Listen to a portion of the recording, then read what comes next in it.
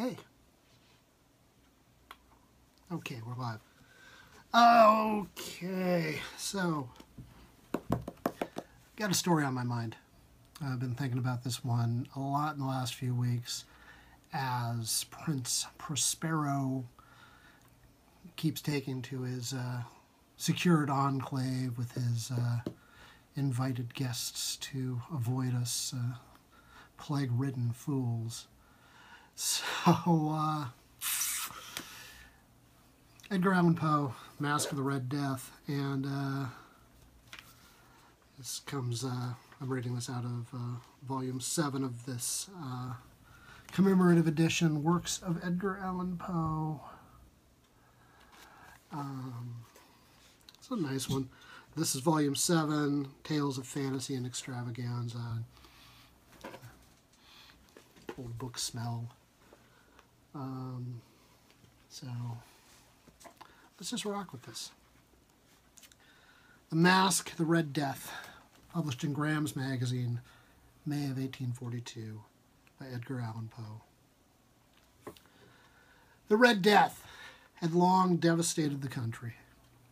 No pestilence had ever been so fatal or so hideous. Blood was its avatar and its seal, the redness and horror of blood. There were sharp pains and sudden dizziness, and then profuse bleeding of the pores with dissolution.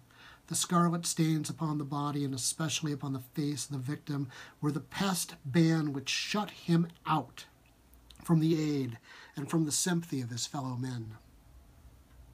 And the whole seizure, progress, and termination of the disease were the instants of half an hour. But the Prince Prospero was happy and dauntless and sagacious. When his dominions were half depopulated, he summoned to his presence 1,000 hale and light-hearted friends from among the knights and dames of his court, and with those retired to the deep seclusion of one of his castellated abbeys somewhere in Florida. This was an extensive and magnificent structure, the creation of the prince's own eccentric yet gaudy august tastes. A strong and lofty wall girdled it in. This wall had gates of iron. The courtiers, having entered, brought furnaces and massy hammers and welded the bolts. They resolved to leave means neither of ingress or egress to the sudden impulses of despair or of frenzy from within. The abbey was amply provisioned with such precautions. The courtiers might bid defiance to contagion. The external world could take care of itself. In the meantime, it was folly to grieve or to think. The prince had provided all the appliances of pleasure. There were buffoons, there were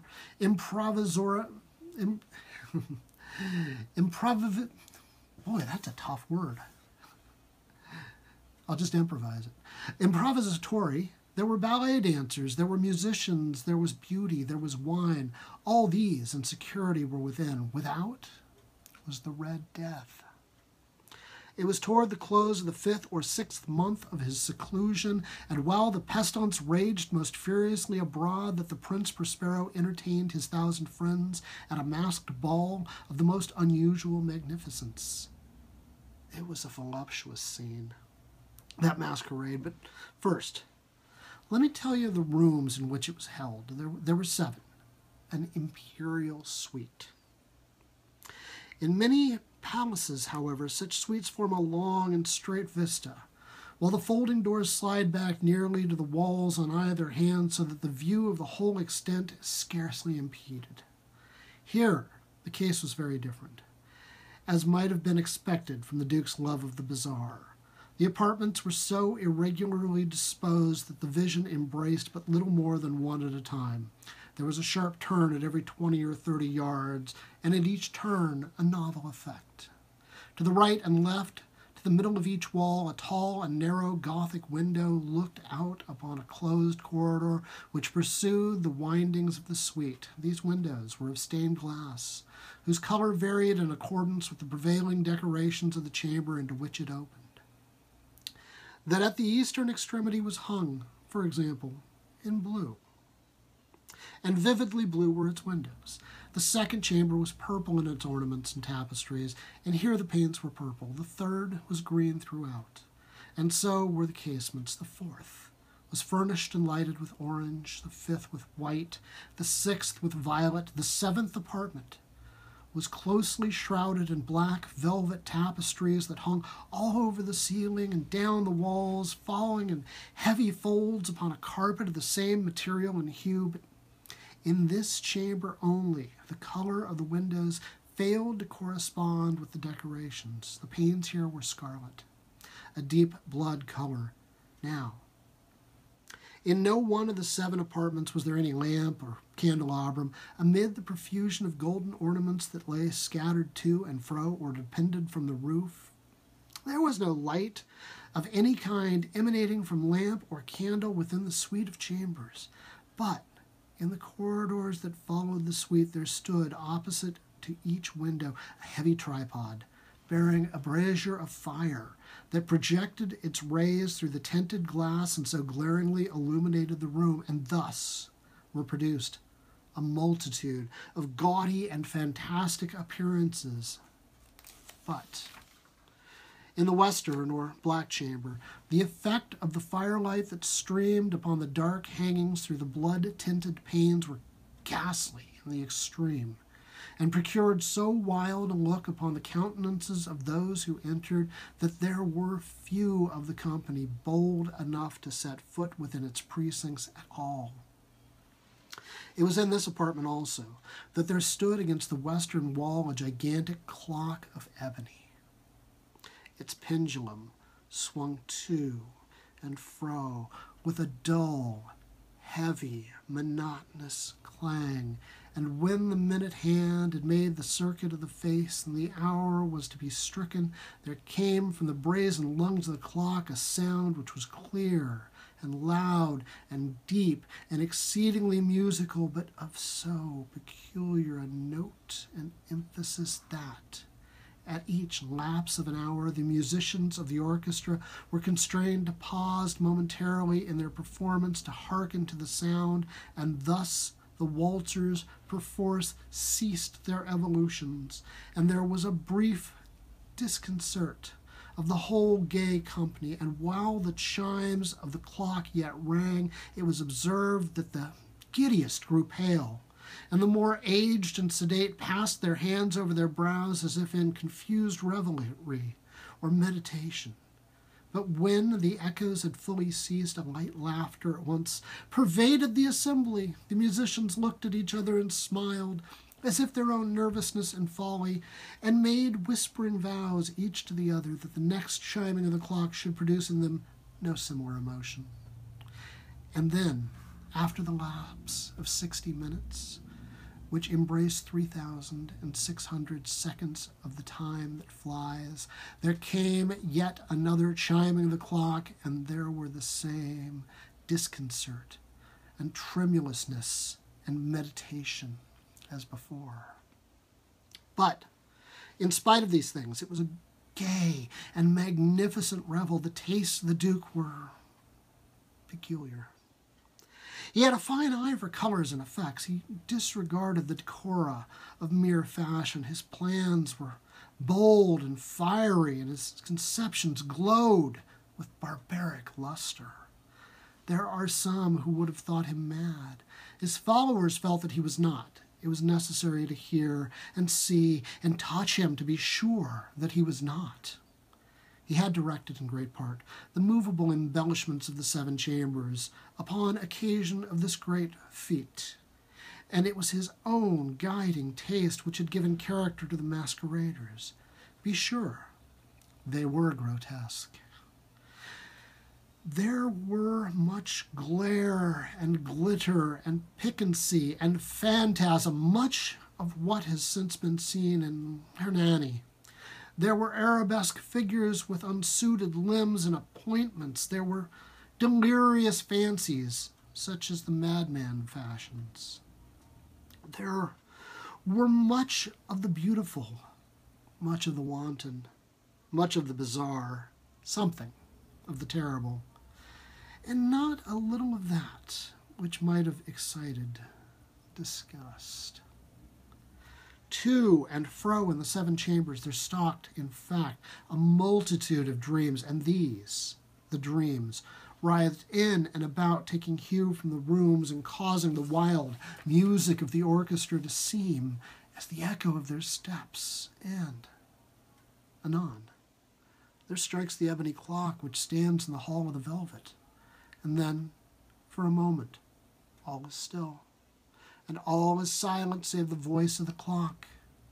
The dreams are stiff frozen as they stand, but the echoes of the chime die away.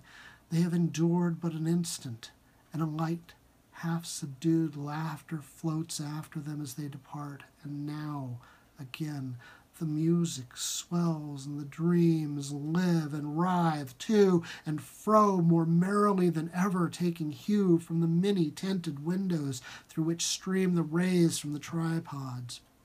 But to the chamber which lies most westwardly of the seven, there are now none of the maskers who venture, for the night is waning away, and there flows a ruddier light through the blood-colored panes, and the blackness of the sable drapery appalls, and to him whose foot falls upon the sable carpet there comes from the near clock of ebony a muffled peal more solemnly emphatic than any which reaches their ears, and who indulge in the more remote gaieties of the other apartments.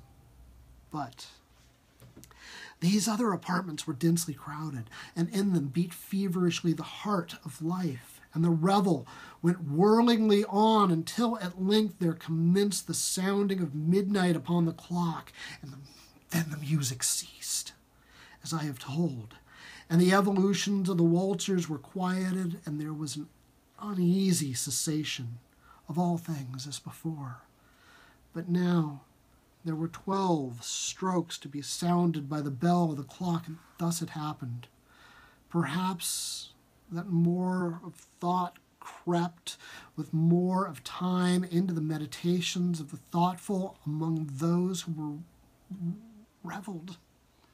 And thus, too, it happened, perhaps, that before the last echoes of the chime had utterly sunk into silence, there were many individuals in the crowd who had found leisure to become aware of the presence of a masked figure which had arrested the attention of no single individual before. And the rumor of this new presence having spread itself whisperingly around, there arose at length from the whole company a buzz or murmur expressive of disapprobation and surprise, then finally of terror, of horror, and of disgust, and an assembly of phantasms such as I have painted.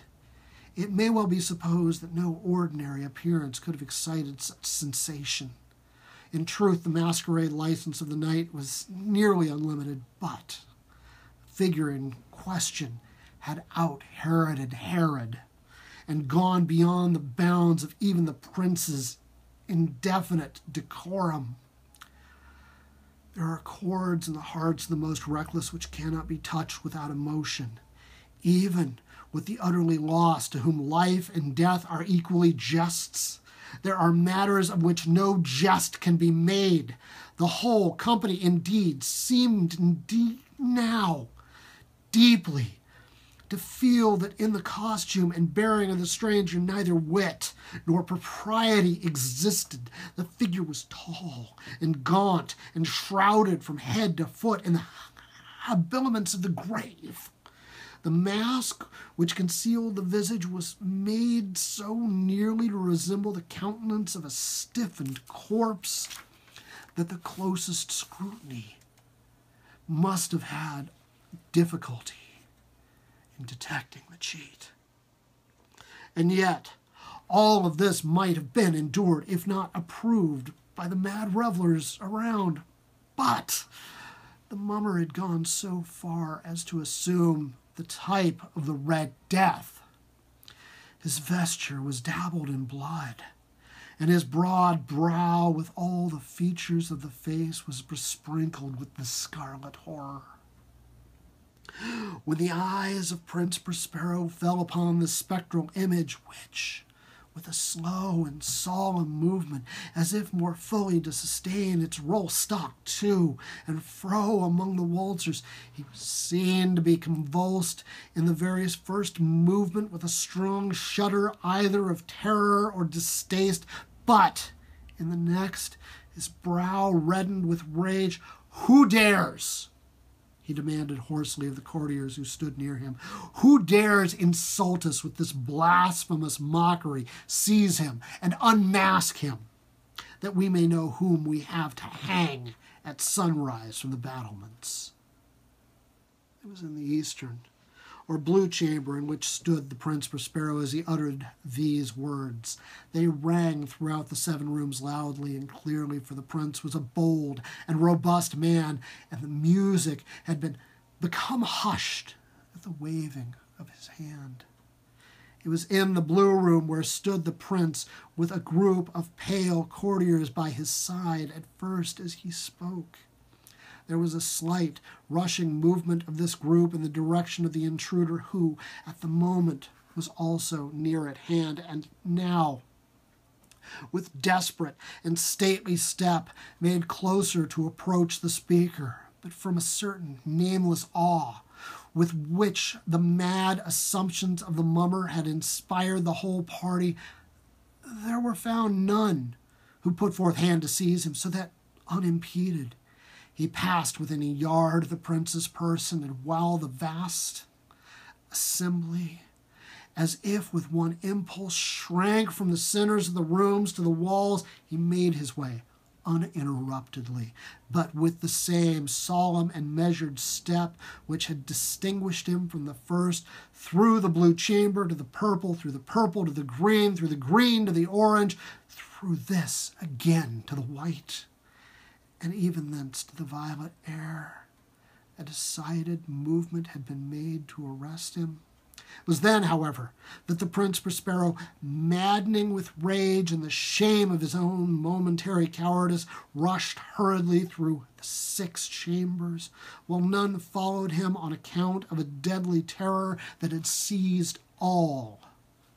He bore aloft a drawn dagger, and had approached in rapid impetuosity to within 3 or 4 feet of the retreating figure, when the latter, having attained the extremity of the velvet apartment, turned suddenly and confronted his pursuer. There was a sharp cry, and the dagger dropped gleamingly upon the sable carpet, upon which, instantly afterward, fell prostrate in death, the Prince Prospero. Then, summoning the wild courage of despair, a throng of the revelers at once threw themselves into the black apartment, and seizing the mummer, whose tall figure stood erect and motionless within the shadow of the ebony cloak, gasped in unutterable horror at finding the grave cerements and corpse-like mask which they handled with so violent a rudeness untenanted by any tangible form. And now was acknowledged the presence of the Red Death. He had come like a thief in the night, and one by one dropped the revelers in the blood-bedewed halls of their revel, and died each in the despairing posture of his fall.